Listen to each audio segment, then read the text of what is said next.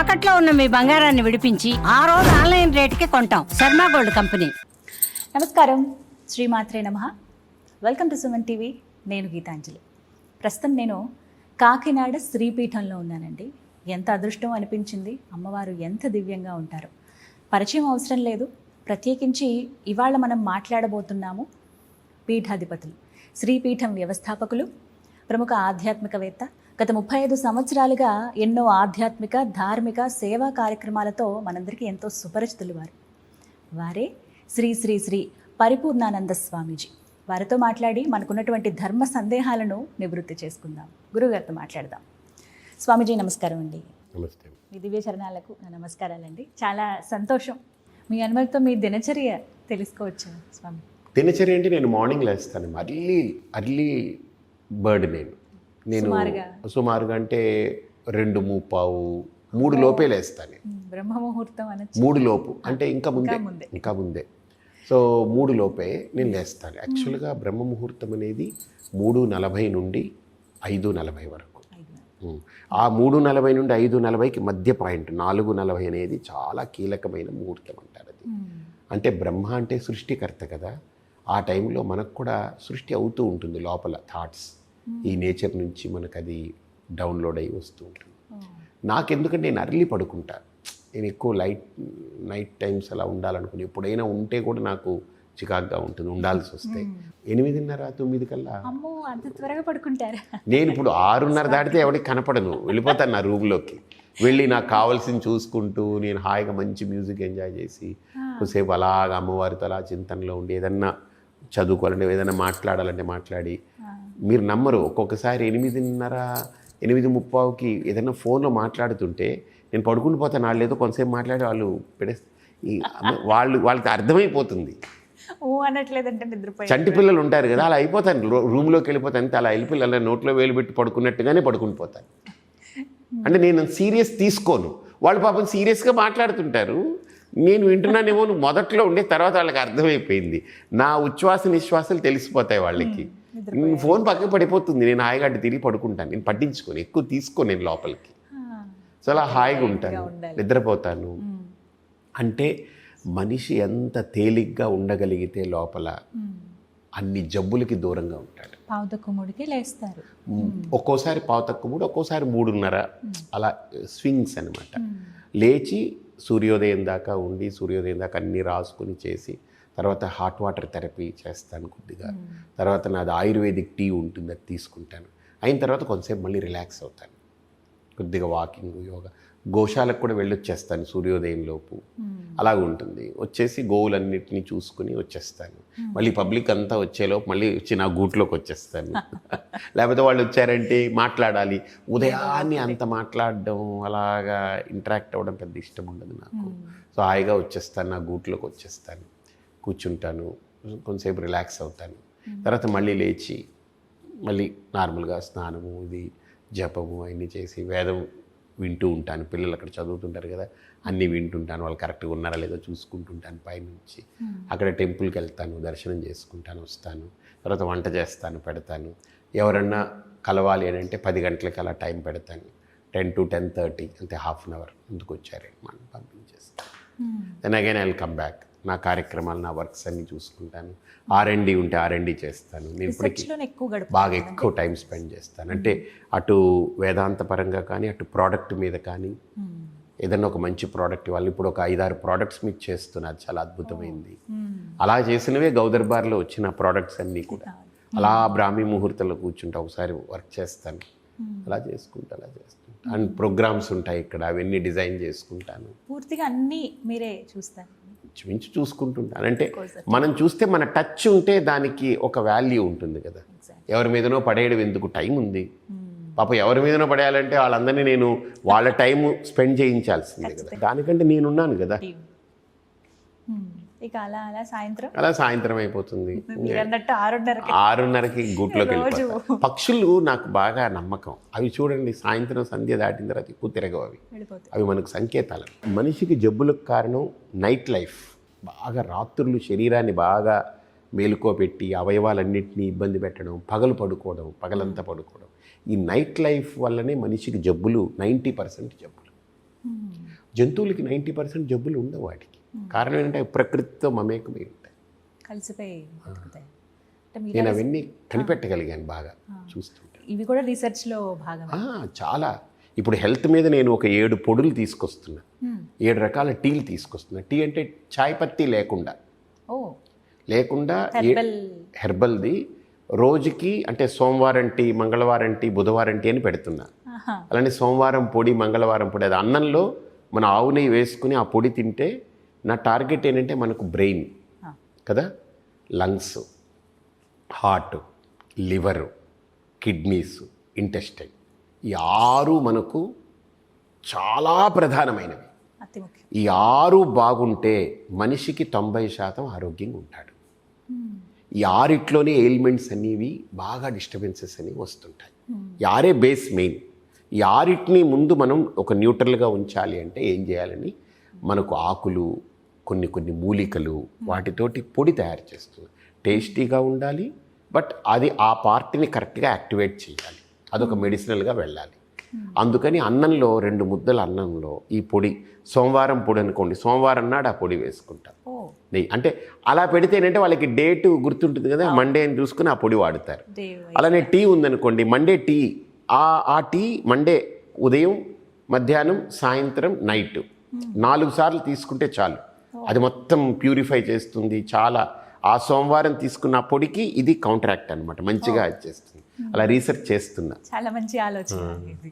అది వర్క్ చేస్తున్నా. అది అయితే మాత్రం చాలా బాగుంటుందని నా అభిప్రాయం. ఎవరైనా తీసుకోవచ్చండి, పిల్లలు, పెద్దలు, ఎవరికైనా.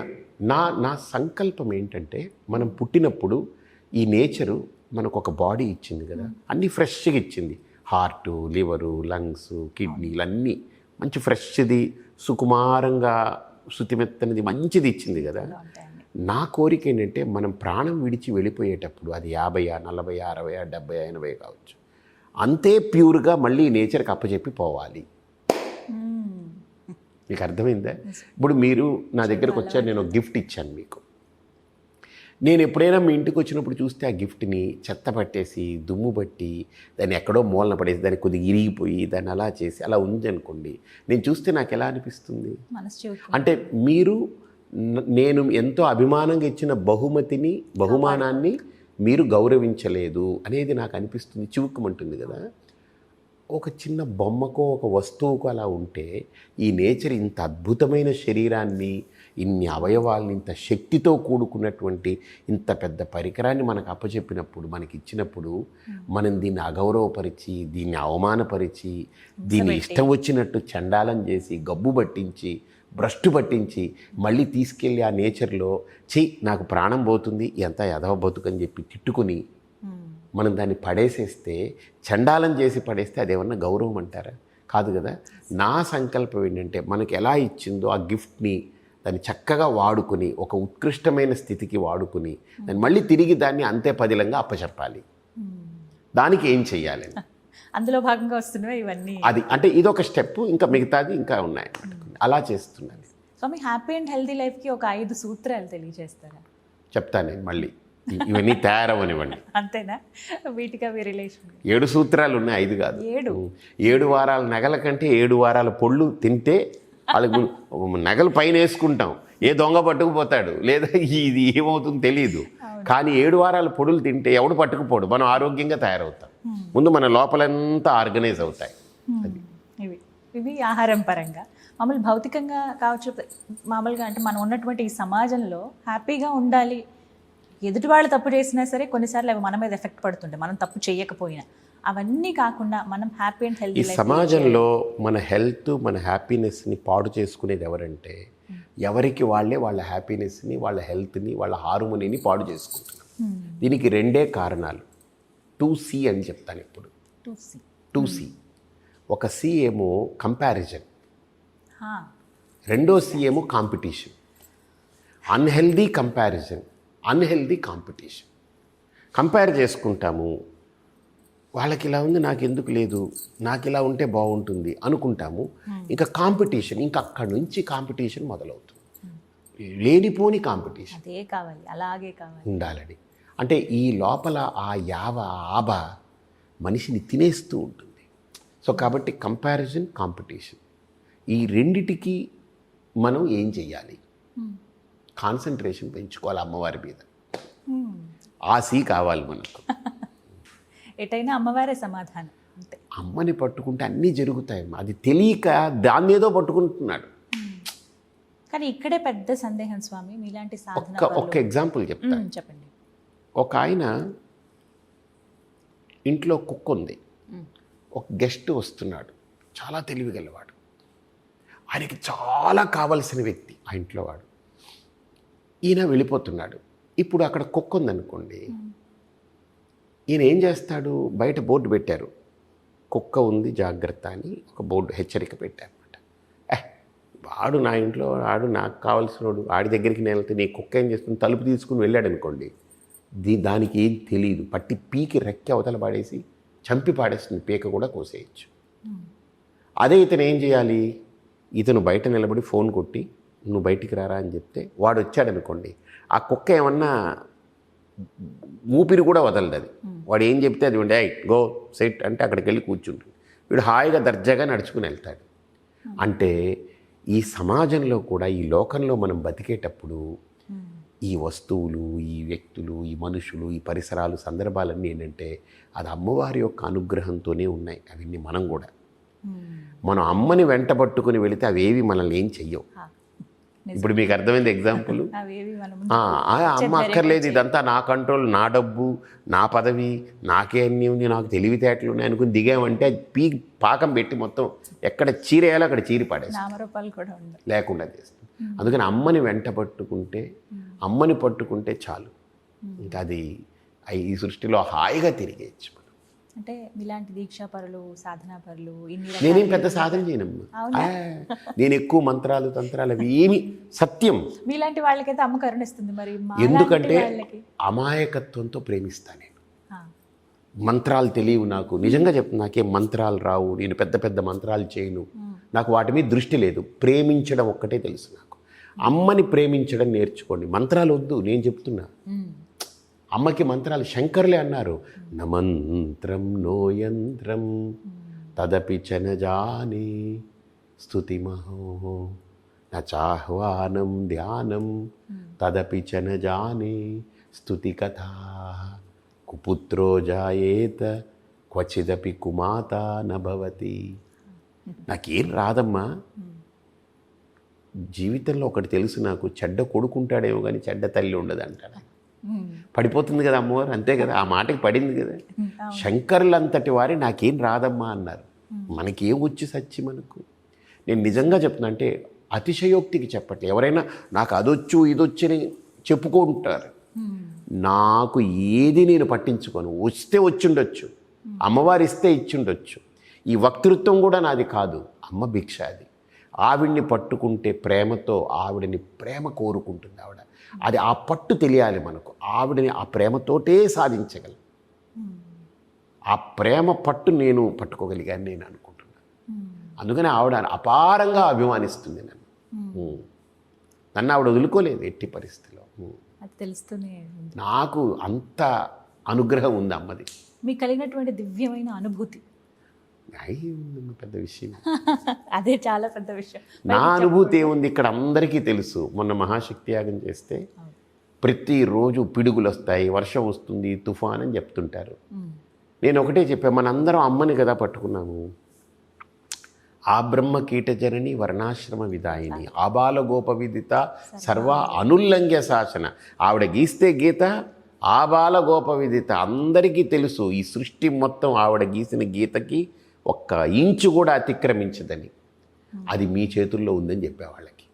మా చేతుల్లో మీరు పారాయణం చేయండి, అర్చన చేయండి, మనస్సులో అమ్మని ధ్యానించండి, ఏం ఉండదన్నాను. 12 రోజులు, ఒక్కరోజు కాదు, ఒక్క పూట కాదు. వాళ్ళు వచ్చే ముందు చిన్న చినుకులు పడేది, ఆగిపోయేది. వాళ్ళు వచ్చేవాళ్ళు, హాయిగా చల్లగా ఉండేది, చూసేవాళ్ళు, భోజనం చేసేవాళ్ళు, ఇంటికి వెళ్ళేవాళ్ళు. ఆ తర్వాత చినుకులు పడేది, అంతే. వర్షాలు లేవు, తుఫాన్ లేదు, వరదలు లేవు, పిడుగులు లేవు, మెరుపు లేవు. మధ్యలో పిడుగులు, మబ్బులేసేవన్నీ వచ్చేది. అటు పిఠాపురం, ఇటు ద్రాక్షారామం, అటు సామర్లకోట, ఇటు ఇంకో ఊరుకు వెళ్ళిపోయేది. కానీ కాకినాడ ఈ పరిసరాల్లో ఎక్కడా వర్షం పడేది కాదు. ఛత్రం పట్టినట్టుగానే. మరి ఎందుకంటారు అది? అది నాది కాదు, వాళ్ళ భక్తిలో ఆ శక్తి ఉంది.